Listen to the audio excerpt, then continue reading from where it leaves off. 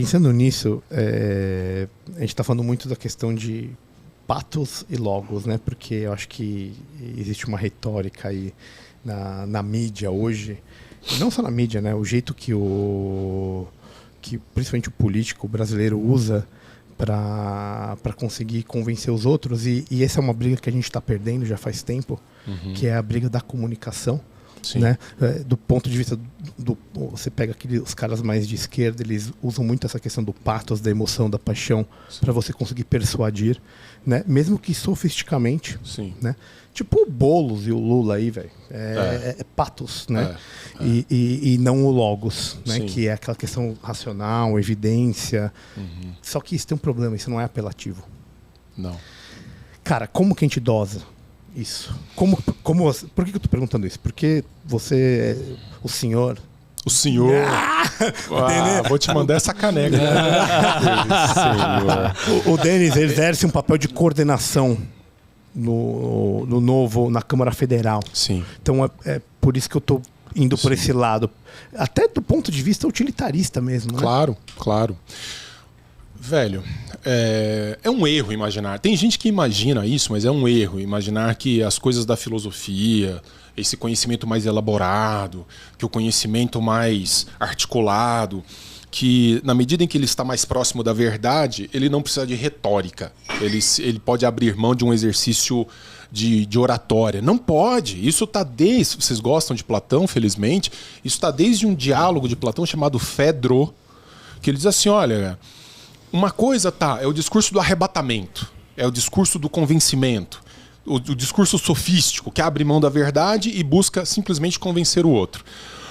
Mas o discurso filosófico, que é o discurso que busca o logos, ele não pode ser desapaixonado, ele não pode ser um discurso morno, porque realmente nós estamos falando aqui de convencimento. Sim. Nós estamos falando aqui de chegar às pessoas. E durante tempo demais... os caras mais preparados intelectualmente do movimento deram de ombros para essa questão comunicativa, para falar com uma massa com uma formação acadêmica um pouco mais precária. Sim, tem um pouquinho de nojinho, né? Nojinho do povo e tal. E os caras ganham de lavada desse jeito. Só para lembrar, pegando essa cancha maravilhosa que você deu, o maior sofista de todos, aquele que Sócrates tinha, acordaram Sócrates de manhã para ir ver onde ele estava, era Protágoras de Abdera. Tomou um pau dele, né? Mas ele tomou um pau. Qual que era a graça do sofista que tomou um pau no Sócrates pelo grande super-herói? Dito pelo Platão, hein? Não era... pelo grande super-herói da filosofia, o maior de todos. Ele fala que existe uma tecne politique. Sim. Ele fala, existe uma maneira. Gorgias não está longe dele. Eles são meio que vistos no mesmo espectro, que a gente chamaria de populismo hoje, de uma certa forma. Sim. Demagogia. Condução do demos. Porque ele é gado. Ele pode ser conduzido ao não é eudaimonia, né? Não é eudaimonia. É demagogia. Rigorosamente isso. Eu acho legal porque o que ele fala? Qual que é o embate? O maior embate com ele, com Sócrates. Ele fala assim, Sócrates fala, mas tudo bem, mas o que você ensina? É bonito isso, porque o coração dele está no lugar brilhantemente correto. O que você ensina? Aonde você melhora aqueles que te ouvem? Não tem pergunta mais socrática que essa. Puta, é um diálogo que maravilhoso. E Protágoras fala, eu ensino aquilo que é melhor, a tecne politique, para eles fazerem o máximo. Ele fala assim, e Sócrates está falando, mas se você der isso para os caras que estão errados, ou o que garante? Como é que isso é verdadeiro, a verdade? E ele bota, e essa é a graça, existe um tecne politique num sentido sofístico. Sim. É um instrumento no sentido de precisar ser usado. Que, na verdade, ele é muito eficaz, especialmente para as pessoas que não têm consciência dele. Então é isso que eu ia te falar, Regis. Na verdade, não existe bala de prata para esse problema. Se a gente não trabalhar na questão formativa, educacional, associado a uma linguagem que é como um método de inglês. Você sabe que Platão escreveu os diálogos. Quando você pega a construção dos diálogos platônicos, o modo como eles foram pensados em termos de escrita é como mais ou menos um método de língua estrangeira. Ele não reflete necessariamente a evolução de quem está escrevendo. Ele reflete a evolução de quem está consumindo aquele material, está lendo aquele material. Então você pega desde os diálogos socráticos, a apologia, o laques, o Eutífron, e aí depois você começa a avançar para os diálogos intermediários, até os últimos, que são os mais difíceis e técnicos, o que você tem é um processo formativo, mas se eu não pego o cara nos primeiros diálogos, ele me escapa e não vai para o último nunca. Então, o grande problema do método de uma língua estrangeira, e é o método que a gente está preocupado em construir, é como é que eu chego na pessoa que não quer fazer doutorado em filosofia. O cara não quer fazer doutorado em pensamento liberal para discutir altas ideias. Ele quer saber o seguinte, velho, como é que isso resolve na minha vida aqui no dia a dia? Eu tenho que conversar com um cara que ele é graduado em outra área completamente diferente, ele nem graduado é, ele nem ensino médio tem, nem ensino básico tem. Esse cara faz parte da sociedade e eu preciso chegar nele e mostrar para ele que no Brasil ele é o grande volume. E nesse sentido, é assim, né? Olha, vamos pensar o melhor cenário possível, né? E isso é um agravante do tamanho desse problema que vocês estão falando. Vamos supor que ele entendeu o diálogo. Esse diálogo vai conduzir a uma sensação de quê? De aporia, né? Sim. Então, assim, aí isso confunde a cabeça de uma pessoa hoje que está acostumado com, né? Tese, conclusão. A que é para B, para C e tal. Aí você está discutindo um negócio que tem uma... E isso termina numa aporia e todo mundo fica olhando assim, mas acabou? Vou te dizer que se a gente apertar a coisa certa, o resultado é extraordinário. Veja, eu sou um professor de filosofia, eu não sou nada mais, nada menos do que isso. Nas minhas redes sociais eu tenho dezenas de milhares de pessoas que me acompanham diariamente pelos stories e tudo. É impressionante. As pessoas, não é que elas estão trocando qualquer coisa por qualquer resposta, não.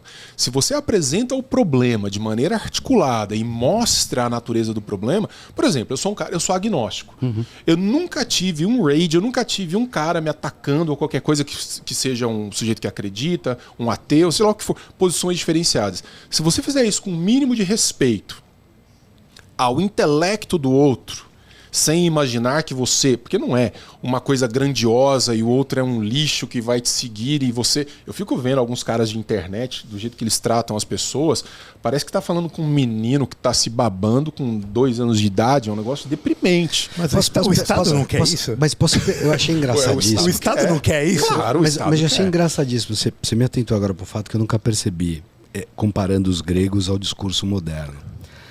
Eles estão muito bem gravados em diálogo. E quando uma sociedade não consegue dialogar, ela não chega a lugar nenhum. Eu achei engraçado o quão evoluído tem que ser para você gravar diálogos. Pontos antitéticos.